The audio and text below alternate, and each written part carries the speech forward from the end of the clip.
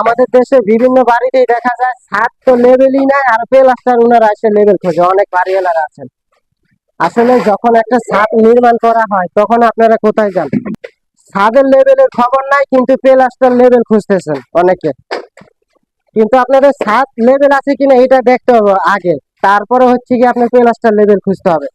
Ceiling আপনারা যতই level করে প্লাস্টার করেন বালু মোটা খাওয়ায়া, তাতে আপনাদের আরো ক্ষতি হবে। কারণ সিলিং এ যদি বেশি মোটা বালু খাওয়ান, এর ক্ষেত্রে কি হয়, ভূমিকম্পের সময় সিলিংটা ছুটে পড়ার সম্ভাবনা থাকে বেশি।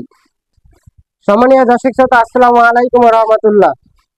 তো সিলিং প্লাস্টারের সময় কিছু নিয়ম কারণ আছে, এগুলো মেনে যদি আপনারা কাজ করাইতে পারেন তাহলে আপনার প্লাস্টার কখনো ভূমিকম্পের সময় ছুটে পড়বে না।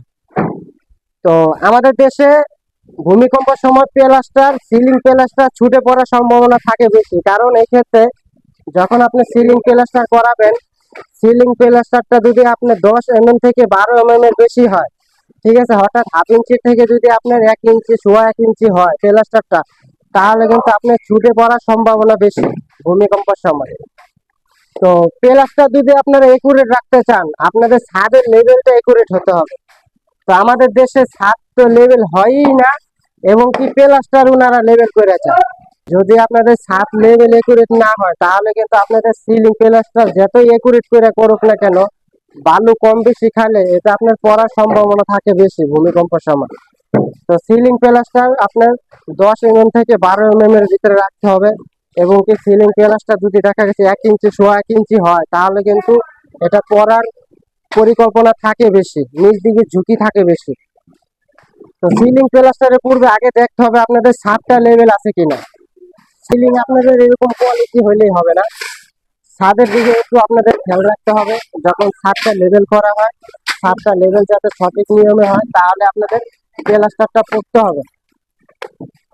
তো প্লাস্টার কাজে অবশ্যই আপনাদের 10 mm থেকে 12 mm বালু খাওয়াইলে আপনাদের প্লাস্টারটা পড়তে হবে। 1-1.5 ইঞ্চি বালু খাইলে কিন্তু ভূমিকম্প সময় ছুটটা পরিকল্পনা থাকে বেশি ছুটার। তো এইসব বিষয় অবশ্যই খেয়াল করবেন। আমাদের দেশে বিভিন্ন বাড়িতেই দেখা যায় ছাদ তো লেভেলই নাই, আর প্লাস্টার ওনারা এসে লেভেল খোঁজে, অনেক বাড়িওয়ালারা আছেন। আসলে যখন একটা ছাদ নির্মাণ করা হয় তখন আপনারা কোথায় যান? যখন ছাদটা নির্মাণ করা হয় তখন আপনাদের চেক করা দরকার যে আপনাদের ছাদটা লেভেল আছে কিনা। তাহলে আপনাদের প্লাস্টারের ক্ষেত্রে যে প্লাস্টার সঠিক কোয়ালিটি ফুল পাবেন, এবং কি এক সুতায় পাবেন।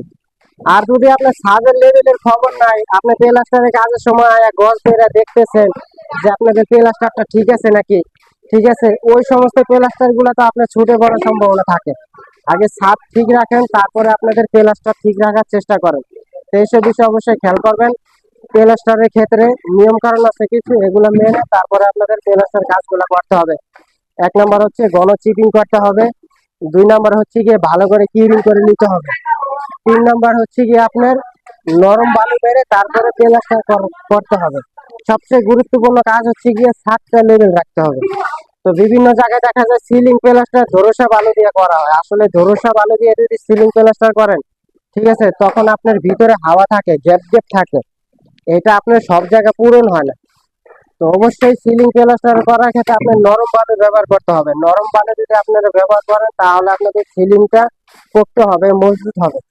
আর আমাদের যখন ছাদগুলা নির্মাণ হয়, ছাদ নির্মাণ করার সময় দেখতে হবে ছাদগুলা একুরেট লেভেল জানে থাকে। ছাদ যদি একুরেট লেভেল রাখতে পারেন আপনারা, তাহলে আপনাদের বাড়ির প্লাস্টার একুরেট লেভেল হবে। অনেকে আবার ছাদ আপনার হাফ ইঞ্চি, 1 ইঞ্চি, 1.5 ইঞ্চি বেশ কম হয়ে থাকে, কিন্তু প্লাস্টার একুরেট লেভেল করে। এর ক্ষেত্রে কি হয়, প্লাস্টার একুরেট লেভেল করতে গেলে 1.5 ইঞ্চি, 1 ইঞ্চি বালু খায়, এর পর্বে ভূমিকম্পের সময় পড়ার পরিকল্পনা থাকে বেশি। তো আপনারা ছাদের লেভেলের খবর নাই, কিন্তু প্লাস্টার লেভেল খুঁজতেছেন অনেকে। কিন্তু আপনাদের ছাদ লেভেল আছে কিনা এটা দেখতে হবে আগে, তারপরে হচ্ছে কি আপনার প্লাস্টার লেভেল খুঁজতে হবে।